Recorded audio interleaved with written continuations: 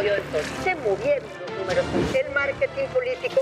La intención de voto se ha mantenido estática. Ya estamos en Sala de Guerra, muy buenas noches, yo soy Mónica Garza, le agradezco mucho acompañarnos en esta mañana luego de una semana tan intensa en materia electoral, así que nos arrancamos con las polémicas de la semana. Efectivamente, el artículo 94 es muy claro. La asignación de cargos inicia con mujeres para dar oportunidad a que sean 5 las mujeres que integren la Suprema Corte de Justicia de la Nación. La propia reforma quedó clarísima en su artículo 94 al decir que el que obtenga la candidatura que obtenga mayor votación será la que presida los primeros 2 años.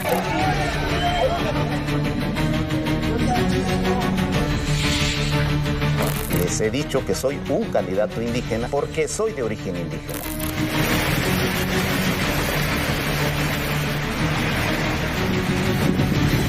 ¿Creen que eso puede ser una elección válida? Vamos a presentar las denuncias para solicitar que se anule esa elección judicial. Si el pueblo decidió ir por un lado, o sea, así tiene que ser. ¿Cómo veo esa medida? La veo injusta, la veo insostenible y la veo inconveniente. 3 sís. Se adueñaron del Poder Judicial y me van a perdonar el francés. Hicieron mierda al Poder Judicial. No soy cobarde y le exijo que deje de faltarle al respeto a la presidencia y voy a bajar a mi curul para responderle como se merece, pedazo de...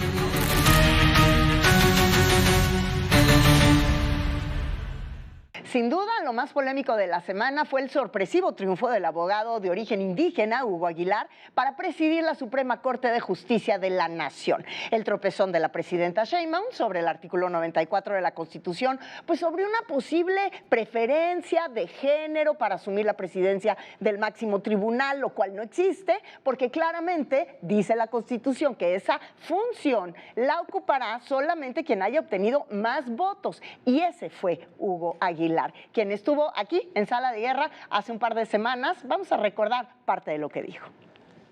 Y una vez que estuve seguro de estar en la boleta, yo a la ciudadanía y a los pueblos indígenas y afromexicanos les he dicho que soy un candidato indígena porque soy de origen indígena. Y a lo largo de mi trayectoria profesional he trabajado en la sistematización, en la conceptualización de las demandas, las aspiraciones y los planteamientos de los pueblos. Normas que puedan abrazar los denominadores comunes de los pueblos indígenas de sur a norte. Efectivamente, es un mundo lo que tenemos enfrente, un mundo diverso. Lo que requerimos es un estatus jurídico dentro del Estado mexicano, lo que nunca habíamos tenido. Y hoy para mí es el reto principal que tiene la Corte. Cómo la Corte va a ser el reflejo de la pluriculturalidad que tiene la nación mexicana. Cómo la Corte va a ser el reflejo de la ausencia de justicia social que tienen los indígenas y otros sectores sociales que, al igual que los pueblos indígenas, han venido construyendo su bagaje conceptual. Y siguiendo con las elecciones del domingo pasado, vámonos a Veracruz, donde de una manera más sorpresiva también la gobernadora Rocío Nale, así como celebró los triunfos de su partido en su estado, pues también reconoció sus derrotas, algo bastante inusual en los usos de la Cuarta Transformación. Mire lo que dijo. Yo aquí lo único que sí les puedo decir es que yo respeto, lo dije, respeto al pueblo veracruzano. Y si el pueblo decidió ir por un lado, o sea, así tiene que ser. Así tiene que ser. Mientras tanto, acá en la Ciudad de México, en el Senado hubo sesión de la Comisión Permanente y por supuesto que las elecciones del pasado domingo también fueron tema. Y el coordinador de los senadores del Partido Acción Nacional, Ricardo Anaya, pues fue bastante duro en los calificativos que usó para describir esta elección judicial. La elección del domingo, la mal llamada elección judicial, fue un cochinero, un fraude, una marranada, una porquería y un auténtico desastre. Y miren, todo esto que acabo de referir es apenas la punta del iceberg, porque como dice el refrán popular, la caca flota y ya empezó a flotar. Tenían en sus manos una oportunidad de oro para hacer una transformación verdadera. No salvaron a la República. Se adueñaron del Poder Judicial y me van a perdonar el francés. hicieron mierda al Poder Judicial. Eso es lo que ustedes hicieron el domingo. Pero luego el mismo senador Anaya se enfrentó con el presidente de la mesa directiva, Gerardo Fernández Noroña, y así se puso la cosa. Diputada, ¿me permite, tan puedo que lo hice. Me está faltando. Tan puedo que lo hice y lo que le digo es que guarde respeto, que guarde el orden. Yo decido en qué momento. Yo decido. Primero, no soy cobarde. Segundo, primero no soy cobarde y le exijo que deje de faltarle al respeto a la presidencia. Pido una moción de ilustración en este momento al servicio parlamentario y después le voy a pedir a Sergio Gutiérrez Luna que le dé el uso de la palabra y voy a bajar a mi curul para responderle como se merece, pedazo de político. Adelante con la moción de primero. Retírese y le guardo la moción de ilustración que le voy a aplicar en la siguiente sesión. No, pues nomás les faltó el nos vemos a la salida, pero los calificativos duros no terminaron ahí. Y como nunca la habíamos visto, mientras defendía al gobernador de Durango, Esteban Villegas, la senadora priista Carolina Villano aprovechó para agregar su dosis de insultos a los gobernadores, sobre todo, que hoy los priistas consideran traidores. Ustedes piensen, tuvo ahí a López Beltrán viviendo, tuvo el ejército, tuvo a todos ahí y no claudicó. Otros no teniendo a ninguno de ellos claudican. Es más, muchos de nalgas prontas, ni siquiera se las piden, van y las entregan. ¿Con qué no se las rechacen? Pues sí, nada más como yo decía a uno de mi estado, para entregarlas hay que tenerlas, tú no las tienes, son prestadas. ¿Omar Fayad? Sí, exactamente. Omar Fayad, Javier Corral, Alejandro Murat. Es que no tienen músculo, no tienen poder propio. Entonces, ¿qué andan entregando? ¿Qué andan entregando? Y hablando de derrotas, en Durango, pues Morena probó quizá la más dolorosa de todas, sobre todo por su nueva generación de operadores electorales, encabezados por Andrés López Beltrán, secretario de organización de Morena, que pues en aquel estado solamente ganó 14 municipios en coalición y 2 en solitario, de los 39 que estaban en juego. Pero la buena noticia es que fue una muy pacífica jornada electoral comparado con lo que se esperaba o con lo que habíamos visto en Veracruz en semanas anteriores, esto en términos, por supuesto, de violencia, como la que se venía registrando. Y al parecer, lo interesante de esto es que también esto tendría que ver con el reacomodo de grupos delincuenciales en pugna. Y para entenderlo mejor, le doy la bienvenida a Jorge Fernández Menéndez esta noche. ¿Cómo estás, Jorge? Gracias. Mónica, un placer estar contigo, como siempre. Igualmente. Ya tú y yo lo veníamos detrás de cámaras platicando un poquito y yo te pedía, explícame, ¿por qué esto habla en Durango de un reacomodo de grupos delincuenciales que están en pugna, particularmente en Sinaloa, ¿no? Bueno, lo que sucede es que la pugna no es en Sinaloa, la pugna es en un lugar que se llama Triángulo Dorado. Triángulo Dorado es Sinaloa, una parte de Chihuahua y prácticamente todo Durango, sobre todo toda la sierra de Durango, y ahí es donde está la guerra realmente entre los distintos grupos. La situación que se ve en Durango era de los chapitos, es tierra de los chapitos. Los chapitos, se supone que en la pasada elección, no la del domingo, la de 2024, operaron para Morena. Por eso tuvo avance importante Morena, llegó al 55% de los votos Morena en Durango en la elección del 24. Los chapitos están muy disminuidos en esta lucha con la malliza, que es una simplificación, porque en realidad es una coalición de distintos grupos que hay en cada uno de los campos, pero los chapitos particularmente son los que más disminuidos están. Se supone que Iván Archibaldo, como hizo en su momento su papá, está escondido en esa zona de Durango, entonces, pero su preocupación principal en este momento no es operar unas elecciones, es sobrevivir. Sí, claro. Hay una versión quedémonos en eso, en una versión de que están tratando de recuperar la alianza con el Cártel Jalisco Nueva Generación, los Chapitos, para volver a recuperar y no perder Durango, que lo están perdiendo actualmente, y eso va a crear todo un ambiente muy especial. Lo cierto es que una de las conclusiones que podemos sacar, viendo el resultado electoral y viendo la caída de 55 a 33 puntos, que tuvo Morena con sus aliados. Además, ahí el PT es un partido fuerte en Durango, ahí es uno de los lugares donde nació el PT, es que no pudieron operar. No pudieron operar porque están en guerra, no pudieron operar porque están a salto de mata. Entonces, yo creo que es una tesis, no habrá que ver.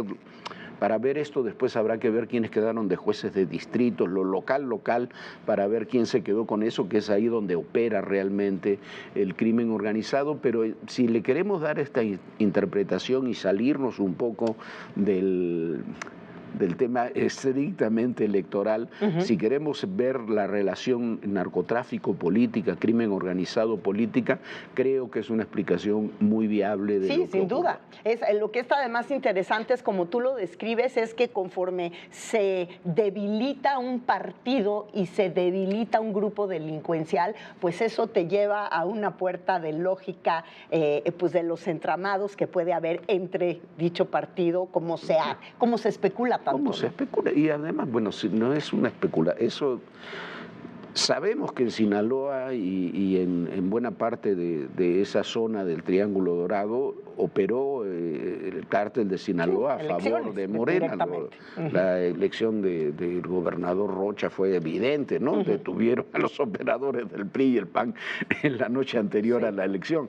Y hay muchos datos en ese sentido. Entonces, si lo que tenemos, e incluso se lo puede atribuir al buen manejo de las autoridades de seguridad, que les han dado muchos golpes y los tienen muy disminuidos, y lo podemos entender también así, pero lo que hay que entender, o que se sienten traicionados, o que se sienten golpeados, o que se sienten perseguidos, y no operaron en la elección como habían operado simplemente en la elección del año pasado. Si uno ve la votación que tuvo, la pérdida de municipios y esa caída de 55 al 33%, lo podemos correlacionar perfectamente bien con la disminución del peso de los grupos criminales en esas zonas. Pues con muchísimo interés vamos a esperar tu columna de este próximo lunes de esta semana. Esta semana, no prometo hacerla.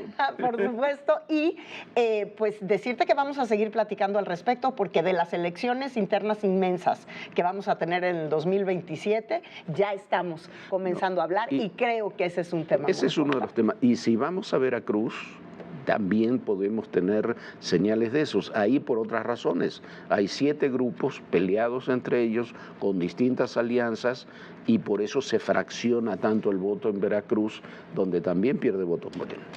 Jorge Fernández Menéndez, como siempre, muchas gracias. Muy buenas noches. Nos vamos a una pausa comercial y volvemos. ¿Qué tal? Muy buenas noches.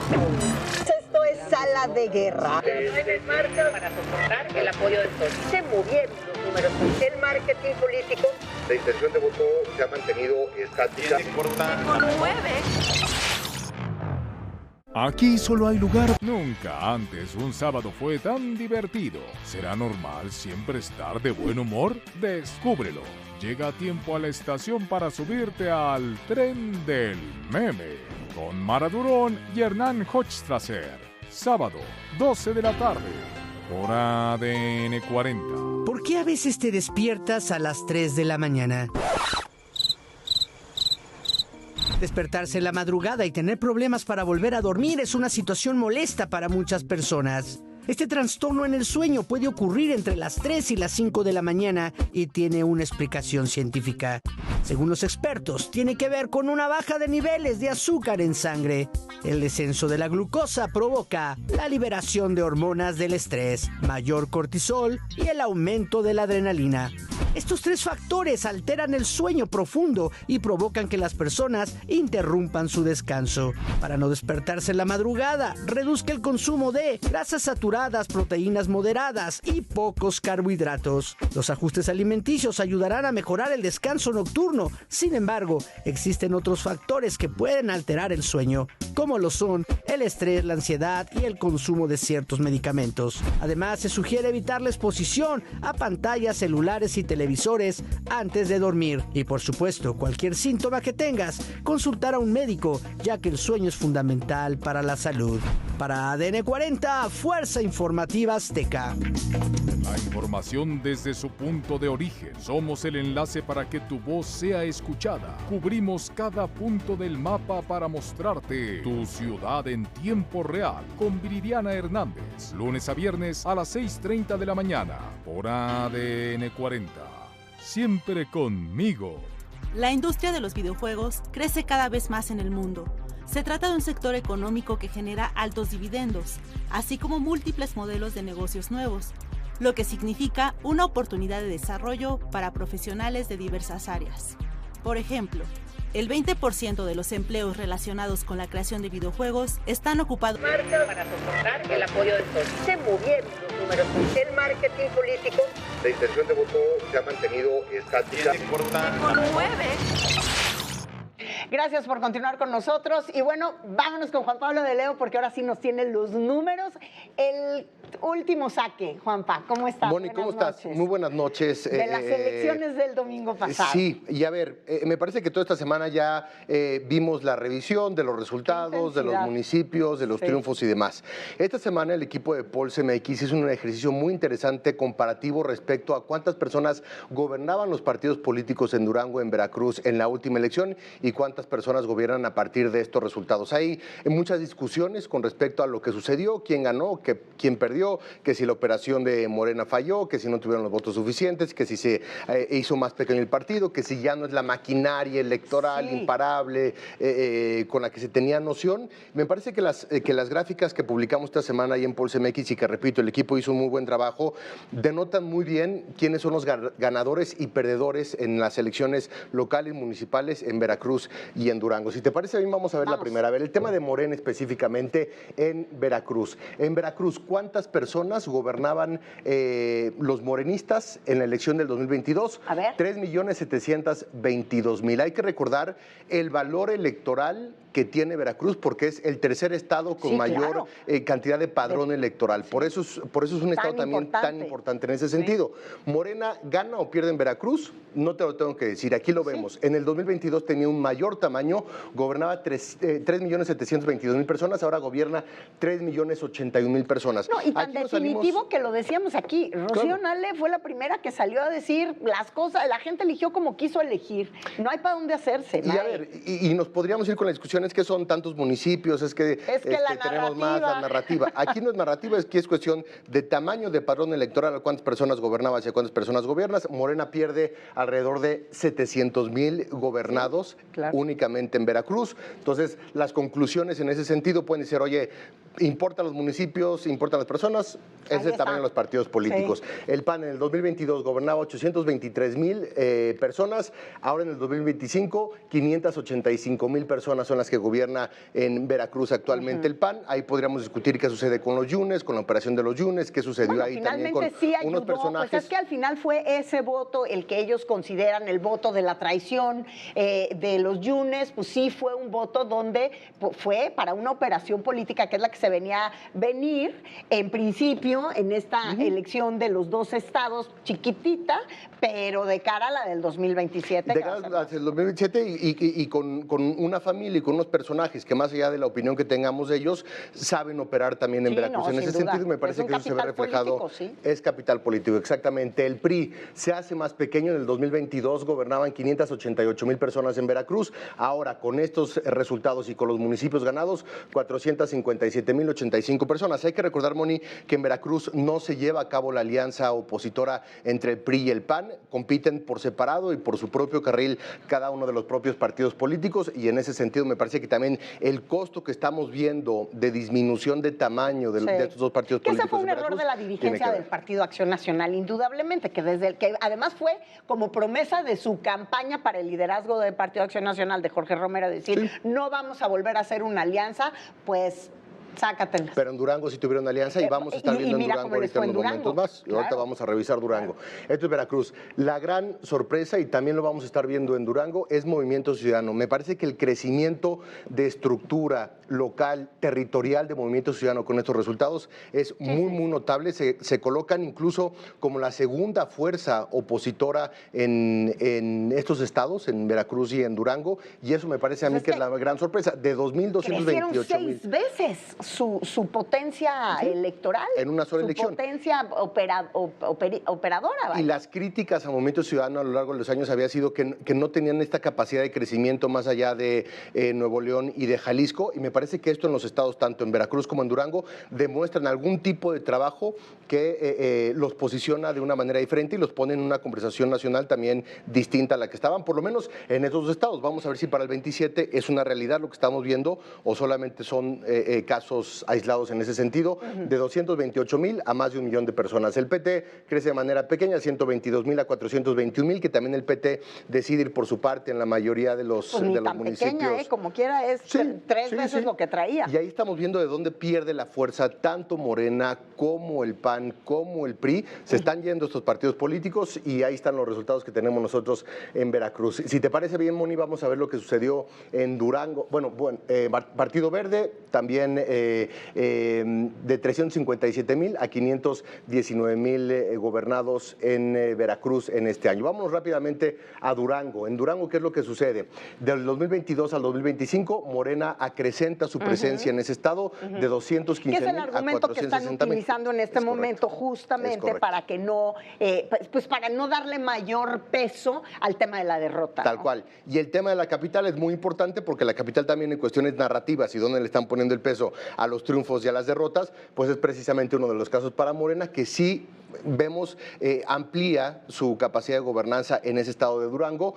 pero se queda, digamos, sin las joyas de la corona que estaban buscando en ese sentido, y la cantidad de municipios también como parte de los resultados últimos y de los resultados finales. El PAN crece en Durango de 789.000 a 600, no, perdón, decrece de 789.000 a 642.000 gobernados. Como vemos, tanto en Veracruz como en Durango, las capacidades electorales en ese sentido de personas gobernadas de padrón electoral para el PAN se hacen un tanto más pequeñas, entendiendo que aquí sí fueron en alianza con el PRI en el estado de Durango, a diferencia de lo que sucede en Veracruz. Digamos que aquí sí la operación estuvo más cargada hacia el revolucionario institucional, o sea, ellos sí fueron los que realmente fueron allá la punta de lanza a operar, ¿no? De acuerdo. Vamos a ver precisamente el PRI. En el 2022 gobernaba 687.216 personas.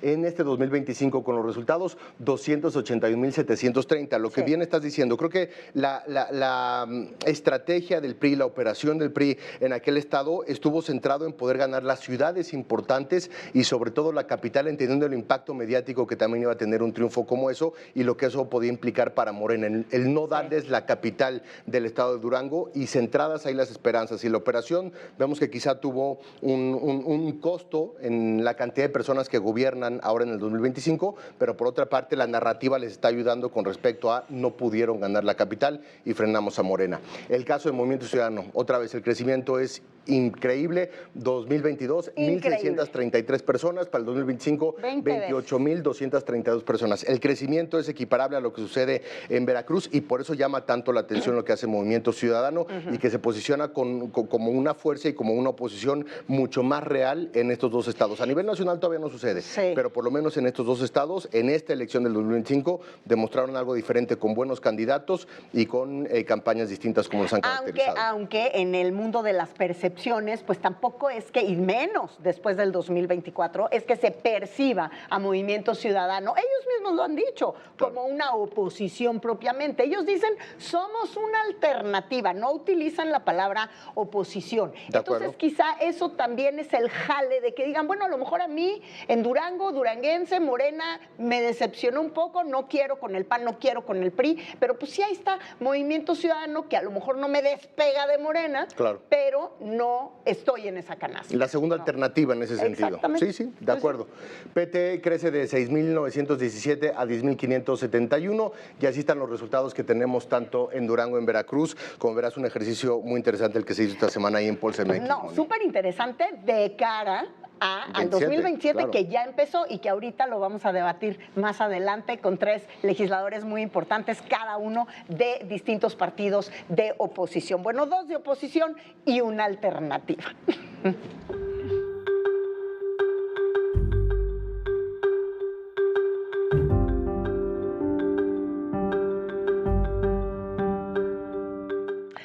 Bueno, pues Antonio Ochoa, candidato de la Alianza Unidad y Grandeza, conformada por el PRI y el PAN en la alcaldía de Durango, resultó victorioso el pasado domingo. Ochoa logró reelegirse en una capital donde estuvo dedicada prácticamente toda la operación del partido en el poder, del partido de Morena. En un inicio se antojaba pues una batalla realmente sangrienta, encabezada en Morena por Andrés Manuel López Beltrán y toda la bancada de diputados federales de ese partido que se trasladaron a Durango a operar en municipios asignados. O sea, cada diputado tenía asignado un municipio donde tenía que operar. Pero al final resultó el Partido de Acción Nacional pues ganador, pan comido literalmente les resultó a la alianza opositora conformada por estos 2 partidos, por el Revolucionario Institucional y Acción Nacional, e incluso hasta Movimiento Ciudadano salió de gane, quedándose como la segunda fuerza allá en Durango y dejando a Morena en un lejano 3er lugar. Así que le agradezco mucho al alcalde reelecto de Durango Capital, Toño Ochoa, que nos tome la comunicación esta noche. Alcalde, muchísimas gracias. Buenas noches. Mónica, muchas gracias, un placer para mí, muy buenas noches. Pues bueno, ya no nada más con el triunfo en la mano, sino con la constancia de mayoría en la mano que te fue entregada el jueves pasado. Así es, la verdad, una campaña donde se manifestó los duranguenses, una elección, el día de la elección, la verdad dimos muestra de civilidad, de tranquilidad de lo que es Durango. Somos la 3ª ciudad más segura del país, donde las familias salieron a manifestar su voto en un clima de armonía, de paz, de tranquilidad. Y bueno, la verdad, los duranguenses siempre conscientes de que en libertad tenemos que decidir lo mejor para nuestra ciudad, para nuestro estado, y dimos pues ejemplo nuevamente de esta convicción de una ciudad cada vez más empoderada, con más toma de decisión, que es lo que hemos fomentado en este gobierno. La participación ciudadana para nosotros es fundamental y bueno, se vio reflejado pues en los resultados que se tuvieron el pasado fin de semana. Y precisamente esta paz y esta tranquilidad a la que te refieres llamó la atención incluso dentro de los propios operadores de la oposición. ¿Cómo es que se logró? Porque la realidad es que, como lo describía yo hace un momento, sí se esperaba que fuera una contienda pues mucho más complicada en todo sentido y sobre todo comparando con lo que sucedía allá en Veracruz, lo que sucedió a lo largo de todo el proceso electoral. Bueno, la verdad, afortunadamente tenemos un estado tranquilo, también considerados dentro de los primeros en seguridad, la ciudad lógicamente también. Y repito, la madurez de los ciudadanos ha sido ejemplar. Durante toda la campaña nos dieron muestras de apoyo, de solidaridad, de que los resultados en este gobierno de coalición, porque es el único, Mónica, en todo el país que es un gobierno de coalición, no solo fue una coalición electoral, sino ya es una coalición en el gobierno que ha dado resultados, y prueba de ello es la contundencia del apoyo a esta reelección. 95,000 votos, una diferencia de 40,000 votos con el segundo lugar y con el tercero, que fue Morena, a más de 50,000 votos. Entonces, habla pues de una madurez, de reconocerse la labor y el trabajo que hemos hecho en este gobierno municipal. Y claro, por supuesto que no es un cheque en blanco, lo tomamos con toda responsabilidad de que también, si bien vamos por el camino correcto, necesitamos redoblar el esfuerzo y lo tomamos así con mucha humildad, pero también con el compromiso de entregarle buenas cuentas a los duranguenses. ¿Y qué respondes, alcalde, a los señalamientos de la dirigencia del partido de Morena, que hablan de una elección de Estado, que hablan de acciones fraudulentas, que hablan de la responsabilidad del diputado priista Rubén Moreira en todas estas acciones propiamente fraudulentas, que esto era un tsunami de operación de Estado que se les iba a dejar venir, según lo dicho por uno de los líderes del partido de Morena, o por lo menos por el coordinador en la operación, que además al parecer estuvo, pues no al parecer, se fue a vivir un par de meses o 3 meses antes del día electoral? Bueno, decirte que parece que fue al contrario, es la historia al revés, el mundo al revés. Estuvieron más de 100 diputados federales aquí en Durango de Morena, operadores de todo el país, de Morelos, de Puebla, de Hidalgo, inclusive vino hasta el gobernador de Hidalgo en un viaje intempestivo. La verdad, operadores, Peralta, gente del gobernador Armenta de Puebla. Bueno, la verdad, los hoteles estaban llenos, afortunadamente vinieron a dejar su dinero aquí a Durango. La ocupación llegó hasta casi el 90% porque pues, estábamos llenos del turismo electoral de Morena. Y bueno, la verdad, nosotros lo único que hicimos es pues poner a la consideración de los duranguenses nuestro proyecto, los resultados que hemos dado, y bueno, la gente dio contundencia de que no se dejó amedrentar, no se dejó intimidar por las acciones y los operadores de estos estados que la verdad estuvieron operando muy, muy fuerte, y la gente lo rechazó con el voto, que fue lo más importante, es el arma más poderosa contra la corrupción, contra la coacción y contra la intimidación. El voto en libertad fue la respuesta de los duranguenses a estas acciones que hicieron durante toda la campaña. Y bueno, decirles que afortunadamente fue un clima de tranquilidad, y al ver esa participación y ese compromiso con estos gobiernos de coalición, pues no tuvieron otra más que recular. Bueno, pues ahí lo tienen, Toño Ochoa, alcalde reelecto de pues una de las joyas de la corona en la elección pasada, que era Durango Capital, que la mantiene la alianza del Revolucionario Institucional con Acción Nacional. Ahora veremos la facilidad con la que, en coordinación para las cosas que sean necesarias con la federación, porque por fuerza tiene que ser así, pues la facilidad con la que ustedes puedan llevar a cabo las acciones que tengan sobre la mesa pendientes. Muchísimas gracias, alcalde. Gracias, Mónica. Muy buenas noches y gracias por esta oportunidad de comunicarme con los mexicanos. Gracias. Muchísimas gracias. Y nos vamos a un corte comercial, pero antes los dejo con el cartón de Chavo del Toro, que esta semana pues se lo dedica, ni modo, al gran perdedor. Volvemos.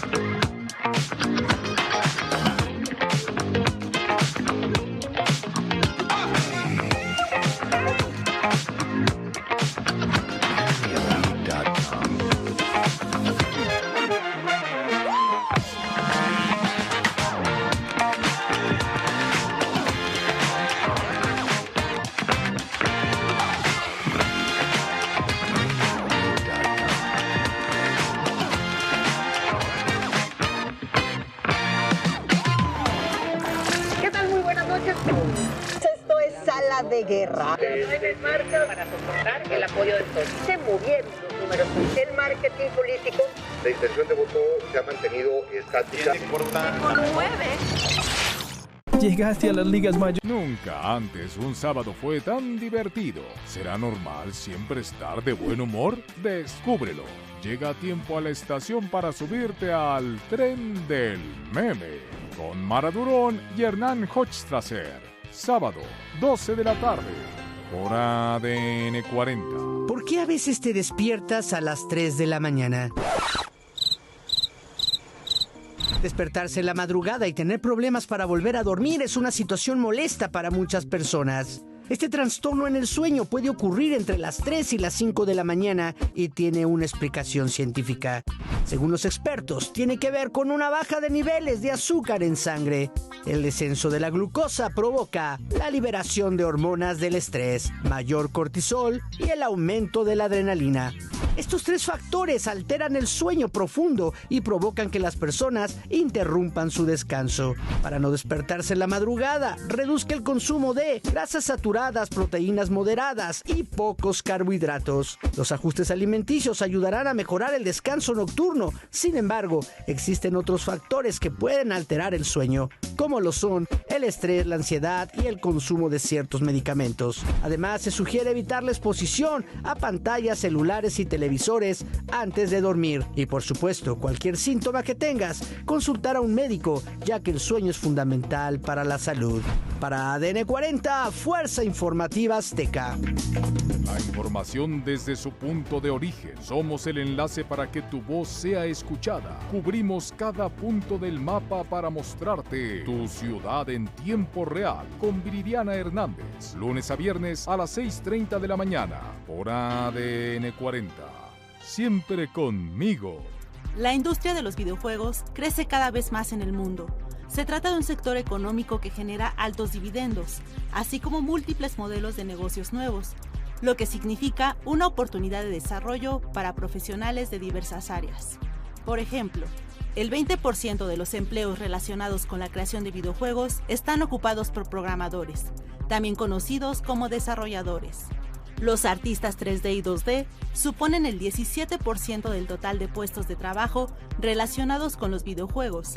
Ellos son los responsables de modelar todos los elementos del videojuego, tales como personajes, paisajes y objetos. Los diseñadores de videojuegos representan el 8% de los trabajadores de este sector. Son los encargados de escribir el relato y la trama del videojuego a través de un guión. Los animadores se encargan de que las tramas creadas por los diseñadores y plasmadas en papel o en un medio audiovisual cobren movimiento. El productor de videojuegos se encarga para soportar el apoyo del pueblo. Se movieron los números. El marketing político. La intención de voto se ha mantenido estática. Gracias por continuar con nosotros y bueno, como bien sabemos, en 2027 nuestro país va a vivir una enorme elección intermedia para elegir 16 gobiernos estatales, 17 congresos locales, la Cámara de Diputados y miles de municipalías. Dice el dicho, pues que una golondrina no hace verano y con esto me refiero al triunfo de la oposición en las elecciones en Durango y Veracruz, es decir, frente a Morena. Los partidos de oposición siguen estando muy disminuidos en militancia y en operación. Tienen poco más de un año para recomponerse, incluidas sus posibles alianzas. ¿Cómo es que lo van a hacer? Pues para debatir este tema le doy la bienvenida el día de hoy a quienes conforman principalmente la oposición. En primer lugar, Carolina Villano, senadora del Revolucionario Institucional. Bienvenida, Federico Doring, del Partido Acción Nacional. Gracias, buenas noches. Y Juan Zavala, de Movimiento Ciudadano, que ahorita están henchidos porque se colocan como los grandes ganadores del domingo pasado. Juanpa. Bueno, y seguimos. Pues seguimos aquí. Pues comenzaría contigo. ¿Qué papel va a jugar realmente Movimiento Ciudadano en el 2027 si comparamos con aquel papel que al menos en la percepción jugaron en 2024? Sí, pues bien, Mónica, efectivamente estamos contentos, entusiasmados por los resultados que obtuvimos tanto en Durango como en Veracruz, en dos estados muy distintos, uno del sur, otro del norte, uno gobernado por el PRI y el PAN, otro gobernado por Morena, pero esta es una tendencia que continúa. Si tú ves la elección del 2021, después del 2024, las elecciones extraordinarias que habíamos tenido a inicios de año en Puebla, se habían publicado 2 encuestas de circulación nacional a inicios de este año que ponían a Movimiento Ciudadano como la segunda fuerza política más grande de México, y creo que se había dicho, bueno, es que ellos no tienen eso no se traduce en votos, ¿no? Eso pasa en el aire, pero eso no sucede con votos, y creo que el hecho de tener una votación tan contundente como ocurrió en ambos estados, sobre todo en el estado de Veracruz, que pues es el tercer padrón, el tercer estado más poblado del país, pues es muy importante, pero pues eso nos compromete todavía más, Mónica, con nuestras causas, con nuestro discurso. Creo que uno de los temas por los cuales los ciudadanos nos han dado ese voto de confianza es porque nosotros hemos tratado de escapar la trampa de polarización, de nosotros tener un discurso y mantener nuestras ideas, nuestras causas y nuestros principios, con independencia de lo que diga la Presidenta de la República, con independencia de lo que diga Andy López Beltrán. Nosotros hemos mantenido nuestra línea, nuestras causas, y creo que hoy la gente está recompensando el hecho de que estamos hablando del país que nosotros queremos, no de la falsa polarización que muchas veces se ha construido entre estas dos alianzas de los partidos tradicionales. Claro. Mira, yo te puedo decir que... En el caso del PRI, hablamos para el 2027. Sí, primero yo voy a celebrar siempre que la oposición avance. O sea, creo que juntos, si sumáramos nuestros votos, la verdad es que nos hubiéramos dado una muy buena paliza en el caso de Veracruz. Hubiésemos ganado... ¿Pero a poco están considerando, por ejemplo, solicitar una alianza para Movimiento Ciudadano? Es solamente mostrar que no es invencible Morena. Hubiésemos ganado juntos 120 municipios. Entonces, realmente eso... Pero en el 24 sí fueron invencibles, ¿eh? Bueno, sí, claro, pero nada es para siempre, nada es para siempre. Ahora, nosotros estamos contentos, nos fue muy bien en Durango, fue una... Imagínate, en la capital, en tercer lugar quedó Morena, yo creo que no es malo, y además 21 municipios de los 39 que retuvimos. En el caso de Veracruz, 10 de los que ganamos los tenía Morena y MC, entonces los conservamos nosotros. Avanzamos no como hubiéramos querido, pero por lo menos no retrocedimos, siendo una elección muy compleja, una elección de Estado, una elección con violencia, con adversidades. Logramos avanzar, y lo que pensamos hacer es, todo esto han sido lecciones, sin duda.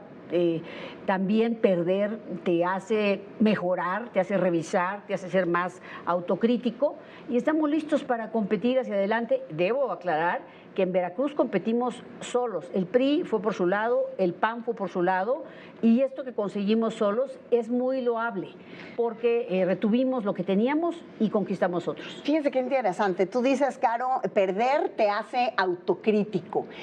Una autocrítica en la que supongo que tendrá que haber caído el Partido Acción Nacional luego de ver los resultados en Veracruz, al no haber querido hacer una alianza con el PRI para competir en esta ocasión. No. ¿A ustedes tampoco no hacen autocrítica? Estos son los resultados de Veracruz.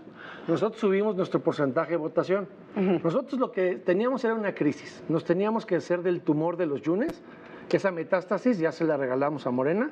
El PAN subió del 13.31% de votación en 2024 al 13.55%.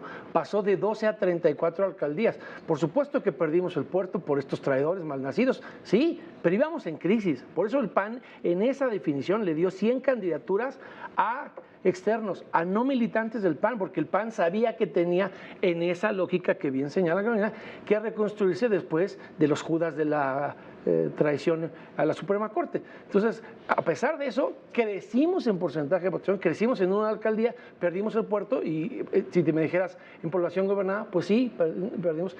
Pero lo que decía Carolina es cierto. A ver, si hubiéramos ido en una alianza, ¿qué hay que destacar? Uno, Morena es vencible. El 85% de la aprobación de la presidenta es ficticio, es artificial, no se traslada a las urnas. Son tan vulnerables, ¿por qué? Eso nadie lo dice. Porque el PT no corrió con Morena en Veracruz, cosa que sí pasó en Durango, y a pesar de eso los planchamos hermosamente mandándolos al tercer lugar. Pero entonces, ¿dónde está el asunto? El PT se les abre por soberbia, y eso desfonda a Morena, que perdió nada más la friolera de 69 municipios solito. ¿Nosotros qué diríamos? Hubiéramos ganado 122 municipios, hubiéramos sido los 3 contra solo 67 de Morena, el Verde y Juntos. Es una fotografía que no existió, pero demuestra la vulnerabilidad electoral de Morena. Aquí están los datos de Michoacán, es una otra gráfica. Ellos ganaron todas estas alcaldías fundamentalmente cuando el PT se sale de la ecuación de Morena. Poza Rica la habrían conservado en una alianza PAN-PRI-MC, pero no Papantla. Entonces, es una elección atípica. Lo que hay que leer ahí es que les fue muy bien, ficharon a 3 expriistas, qué bueno que les fue muy bien. Nosotros no caímos, aguantamos la traición de los Yunes, y lo que nos demuestra es que si Morena no está unido, es poroso, que ellos por su estrategia o nosotros con la nuestra les podemos quitar posiciones. Yo con eso me quedo. Y ahora, precisamente creo que ese es el tema que les quiero preguntar como lección respecto a lo que sucedió en este año y con miras al 2027. En efecto, hay mucho rompimiento interno de Morena, hay mucho se está resquebrajando en muchos sentidos el partido político, y de pronto también existe en esta otra parte la conversación de que no hay oposición, de que la oposición es muy pequeña, de que no sabemos dónde está posicionado el Movimiento Ciudadano, de que el PRI se hace más pequeño, de que el PAN esté estático en ese sentido. Respecto a lo que se dice en ese sentido, ¿qué hace rumbo al 27, entendiendo estas pugnas internas que tiene Morena con un partido tan grande, con un partido que ya no tiene liderazgo del expresidente en ese sentido, y cómo reposicionarse ustedes como una verdadera oposición y como una verdadera opción para los ciudadanos con miras al 27? Yo creo que el Movimiento Ciudadano lo tenemos claro, por ejemplo, en la capital de Durango, como decía la senadora. Para nosotros la elección es clara. Ahí postulamos a un joven de 39 años, a Pancho Franco, que nunca se le había dado la oportunidad en política, no había sido regidor ni candidato a diputado local, un joven fresco, con ideas, con propuestas, que en el debate fue el único que fue a contrastar con una visión para Durango, que le habló a las niñas y a los niños. Y a lo mejor muchos del PRI y el PAN pueden decir, bueno, pues es que esa es una visión cursi, no es realpolitik, pero eso fue lo que nos permitió hacer una campaña exitosa, ganadora. Le ganamos por separado al PRI, al PAN y a Morena en toda su coalición. En Gómez Palacio postulamos a un hombre de izquierda de toda la vida, Omar Castañeda, que pues la verdad disputó en condiciones de muchísima adversidad. Efectivamente es un hombre que siempre ha sido de izquierda, que dijo, bueno, Morena traicionó sus ideales y yo sigo siendo firme a sus ideales. Ha presentado reformas como las licencias de paternidad, como la reducción de la jornada laboral, y dijo, lo voy a hacer desde aquí. Y ahí mandamos, por ejemplo, al PRI, que había gobernado toda la vida en Gómez Palacio. Pero entonces con una pieza así, eso podría interpretarse como que irán entonces sí en sintonía, porque es inevitable no, en sintonía con pues muchos lineamientos del partido en el poder, y me refiero hacia el 2027. O sea, ya tuvieron un perfil de esta naturaleza, es muy ambiciosa la del 2027, podrían abrir las puertas al mismo tipo de perfil. A ver, yo creo que, por ejemplo, en el caso de Veracruz, que hablaba Federico de los Yunes, el único partido que denunció abiertamente la manera en la que se ha premiado a la familia Yunes en Morena fue Movimiento Ciudadano. Fuimos los únicos que fuimos frontales, tuvimos espectaculares tiempo en radio y televisión denunciando la traición de los Yunes, que pidiendo el voto por el PRI y el PAN hace un año, Mónica, no hace mucho, hace un año, hoy están en Morena, y eso lo denunciamos ahí. Entonces, claro que vamos a tener perfiles donde nosotros, por eso lo hemos dicho, ahorita me dio gusto escuchar a Juan Pablo decir que nos concebimos como una alternativa. Nosotros no nos vemos como una oposición porque no nos vamos a oponer absolutamente todo. Si la presidenta nos toma la palabra para reducir la jornada laboral, la vamos a aprobar. Si por fin le quieren poner fin a la prisión sin juicio, lo vamos a aprobar. Pero para ustedes es un tema de perfiles, entonces, o sea, de perfiles y de causas, fundamentalmente. Mira, vale la pena destacar, para fortalecer esto que ha señalado, bueno, ambos, en el caso de Veracruz, Morena compitió en 46 municipios solo, sin sus aliados, de los cuales solo ganó 11. En el caso de Durango, compitió me parece que en 11, solo ganó uno. O sea, en los que compitió solo pudo ganar solito uno. Me parece que eso es muy revelador. Y hay otra cosa importante, la gente ya se dio cuenta de que hay una hipocresía, de que sus promesas no las cumplen. Leía yo el otro día que a la izquierda es suficiente con sus buenas intenciones y a la derecha pues le tienen que pedir resultados, ¿no? Entonces, realmente me parece que la gente ya se está dando cuenta, que, primero, que sus programas sociales no se los va a quitar nadie, porque están ya en la Constitución y que todos los partidos los aprobamos. Entonces, todos los vamos a proteger.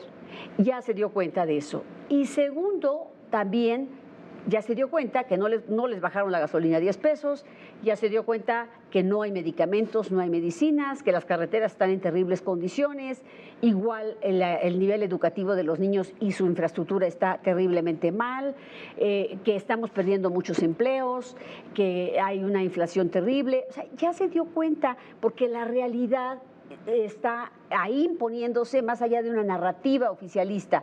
Entonces, yo creo que lo que nosotros vamos a hacer es regresar a nuestros orígenes, a nuestros principios, pero al final del día, pues recordarle a la gente que nosotros hicimos instituciones, dimos gobernabilidad, hicimos una apertura democrática que hoy permite que este país todavía lo sea. Hoy a lo mejor es una fachada porque ya acabaron con los poderes públicos. Federico. A ver, es que es interesante que se diga por parte de MC que lo que importa son los perfiles. Sus perfiles con los que tuvieron triunfos en Veracruz son de expriistas, y el de que han señalado de Gómez es alguien de Morena. Yo vuelvo a decir lo que dije aquí. A ver, ellos tienen 41 alcaldías en Veracruz. Si tú les pones los votos del PT, que no hubiera habido fractura con Morena, habrían perdido estos 18, solo tendrían 23. El PAN solito tiene 32. Habrían perdido Papantla y Poza Rica, que son de los que ahora tanto presumen. Nosotros no somos tampoco oposición a todos, es una mentira, yo no lo acepto. Se han votado después de un año 71 dictámenes en la Cámara de Diputados. De esos, el PAN ha votado en contra 35, menos de la mitad. Es más lo que hemos votado de común acuerdo con el gobierno y con Morena.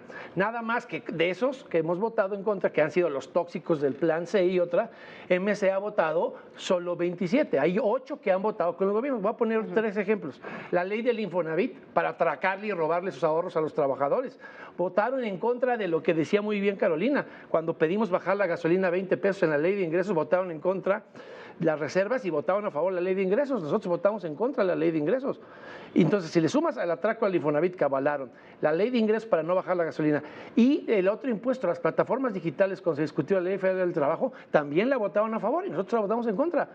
Evidentemente sí están mucho más apoltronados y cerca al régimen que nosotros en esta frase de que son la alternativa y no oposición. Yo soy oposición para defender tus derechos, para defender lo que se hizo. Y le contesto al diputado Zavala con toda franqueza. Pues sí, evidentemente porque estamos en Veracruz y ahí los traidores son los yunes. Cuando haya elecciones en Campeche, vamos a hablar de Barreda y del show que montó Barreda con otros de MC, que dice que es el papá y que dice que detenido y las excusas para no votar, porque los traidores de la justicia fueron 4. Barrera de MC, el mentecato de Yunes y los 2 del PRD.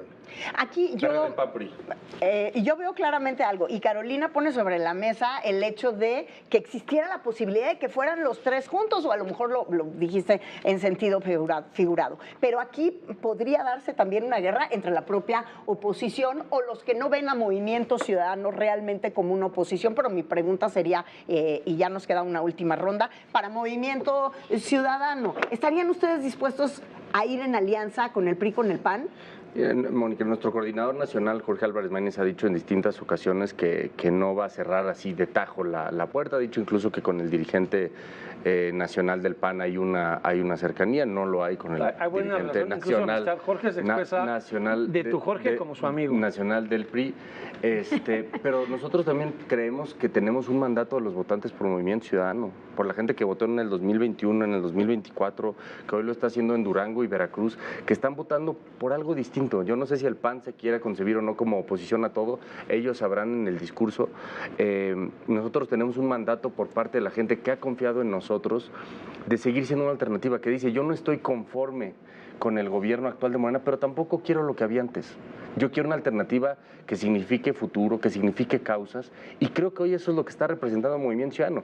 Si los partidos tradicionales quieren seguirle quitando méritos al Movimiento Ciudadano y decir, bueno, es que son sus campañas de aire y lo que sea, ahí están los resultados en Durango y Veracruz. No hay peor ciego que el que no quiere ver. Ahí están nuestros resultados. En la campaña presidencial ocurrió lo mismo, nos decían, no van a sacar ni el registro, y sacamos el 11% a nivel nacional, y hoy estamos en el 20% tanto en Durango como en Veracruz.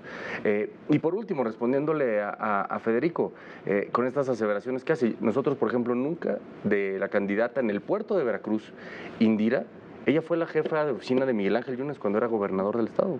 Y nosotros estamos dispuestos a decir, bueno, pues a lo mejor ella dijo, se equivocó, y creo que está dispuesta a cambiar de opinión, y creo que en ciertos casos se vale, y no por eso la vamos a juzgar, por haber sido jefa de oficina de Miguel Ángel Yunes como gobernador, y el PAN la postula en el puerto de Veracruz, y luego se sorprende de haber tenido ese resultado, de haber perdido 2-1 contra Morena.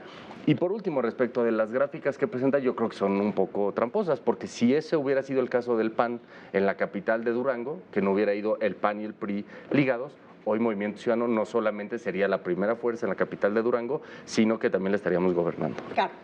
Mira, yo creo que lo más importante es saber que para todos va a ser muy difícil. Cuando tenemos elecciones de Estado, como en Veracruz, creo que lo que sacamos todos es importante porque la elección de Estado fue terrible. Nosotros también nos concebimos como una oposición que está, que se mantiene a pesar de la adversidad. Hemos votado a favor cosas con Morena y lo que sea a favor de la gente lo vamos a seguir haciendo. O sea, tampoco es el caso de oponerse a todo. O sea, somos un partido que tiene en su ADN gobernar. Entonces, francamente, la oposición son Morena. Entre ellos se pelean, ganan pero están enojados, ganan pero suben a ofender.